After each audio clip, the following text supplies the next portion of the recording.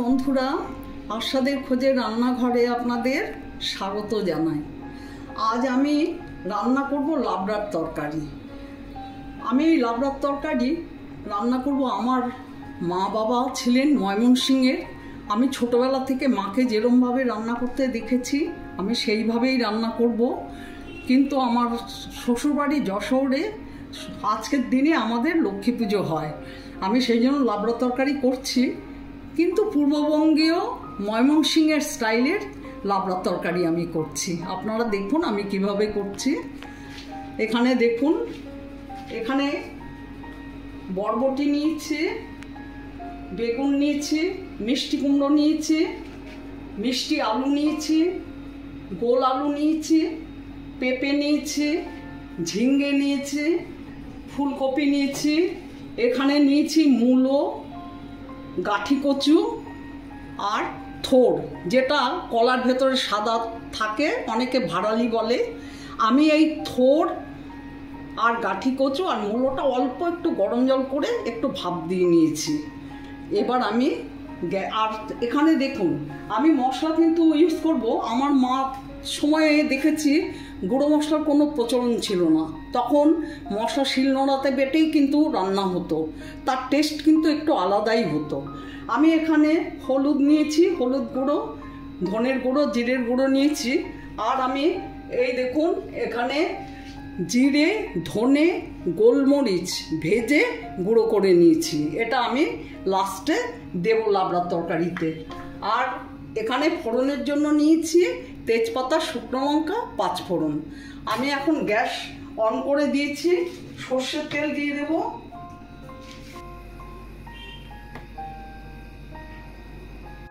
আমি সমস্ত সবজিগুলো ভেজে ভেজে তুলে নেব, লাস্টে একসাথে লাবড়ার তরকারিটা করব। আমি প্রথমে ফুলকপিটা ভেজে নিচ্ছি।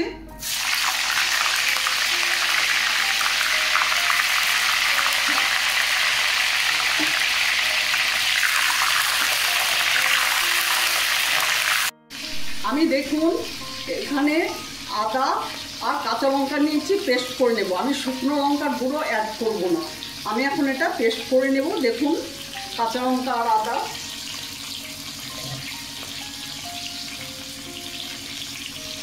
আমার ফুলকপি ভাজা হয়ে গেছে।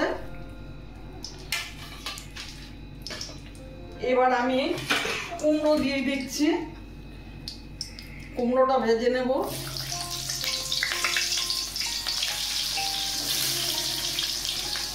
দেখুন কুমড়ো এইভাবে ভেজে নিয়েছি, তুলে নেব। আমি সমস্ত সবজি এইভাবে ভেজে নেব প্রথমে।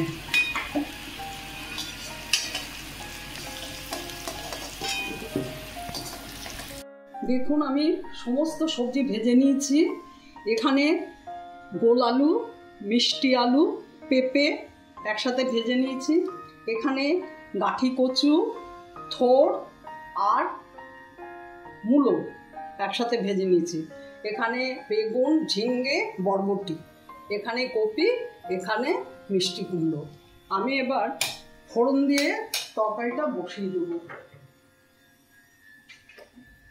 অনেক তেল ভাজার মধ্যে উঠেছে, এখন আর বেশি তেল আমি দেব না, অল্প তেল দিলাম।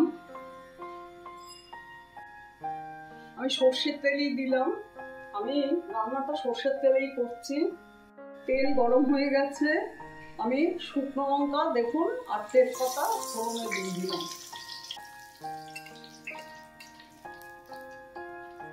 দেখুন পাঁচফোড়ন দিয়ে দিলাম।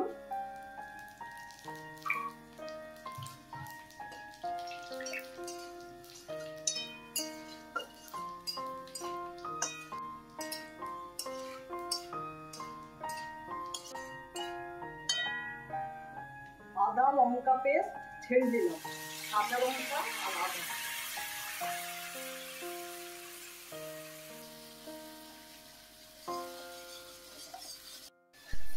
আদা লঙ্কা পেস্ট কষানো হয়ে গেছে, আমি এবার অন্য মশলা দিয়ে দিচ্ছি। দেখুন 1 চামচ হলুদ দিলাম, 1 চামচ জিরে গুঁড়ো দিলাম, 1 চামচ ধনে গুঁড়ো দিলাম। আমি আবার ভাজা মশলা দেবো লাস্টে। প্রথমেই বলেছি শুকনো লঙ্কা গুঁড়ো আমি অ্যাড করবো না। সবজিগুলো ছেড়ে দিচ্ছি।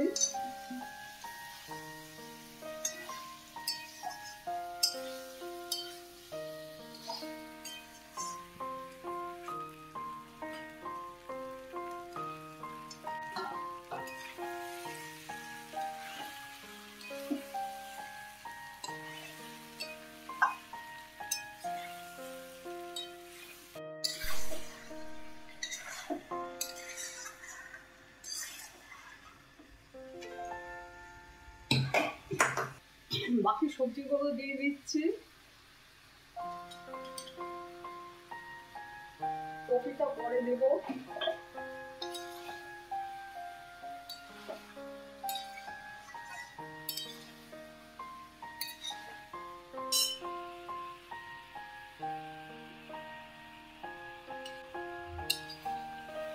সমস্ত সবজি দিয়ে দিচ্ছি, কষিয়ে নেব ভালো করে আরো।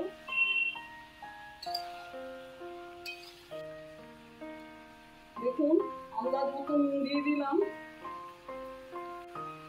স্বাদ মতো মিষ্টি দিয়ে দিলাম। লাবড়া তরকারি একটু মিষ্টি মিষ্টি হয়।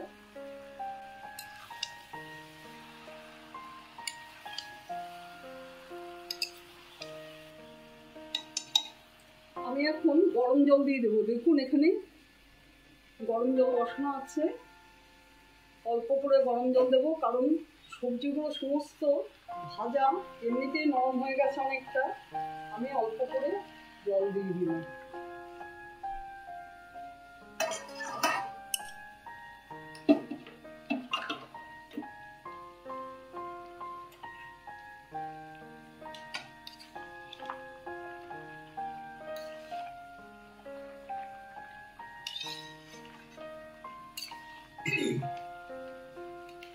দেখুন আমার মার কাছ থেকেই শেখা রান্না। এখনই এক মার মতো যে হবে সেটা তো বলতে পারি না, কারণ করি মার মতো করি। আর ময়মনসিংহের ওপরে আমার ভীষণ টান, যেহেতু আমার বাবা মায়ের ওটাই জন্মস্থান, ওখানে বসবাস করতেন ওনারা। আমাদের জন্ম এই কলকাতাতেই, কিন্তু আমি ময়মনসিংহের মানুষদের ভীষণ ভালোবাসি, পছন্দ করি। আমি এখন একটু ঢেকে দেব। কফিটা আমি একটু পরে দেব, একটু ঢেকে দিচ্ছি।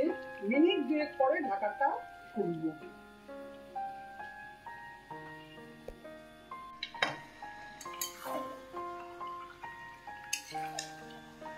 আমার লাবড়ার তরকারি রেডি হয়ে এসছে।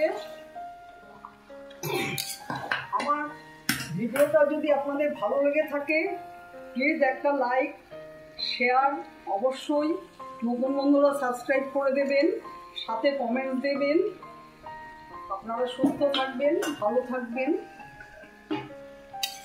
আমি এখন ভাজা মশলাটা দিয়ে দেব। এই দেখুন জিরে, ধনে আর গোলমরিচ ভেজে গুঁড়ো করে রেখেছিলাম, সেটা দিয়ে দিচ্ছি।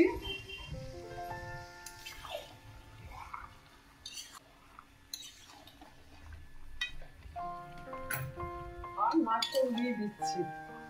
দেখুন আমাদের এই লাবড়া তরকারিতে, মানে ময়মনসিংহের কথা বলছি, গাঠি কচু, থোড়, তারপরে আপনার নারকেল, তারপরে মূলো। এই মূলোর সিজনে এখন সবাই নতুন নতুন মূলো উঠছে, যার জন্য এগুলো আমাদের বাড়িতে দেখতাম মাকে দিতে।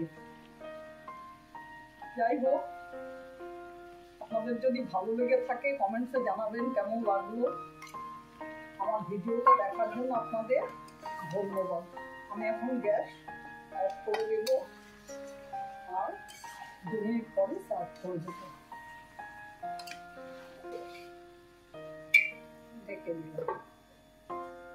দেখুন বন্ধুরা, আমার লাবড়া তরকারি রেডি সার্ভ করার জন্যে।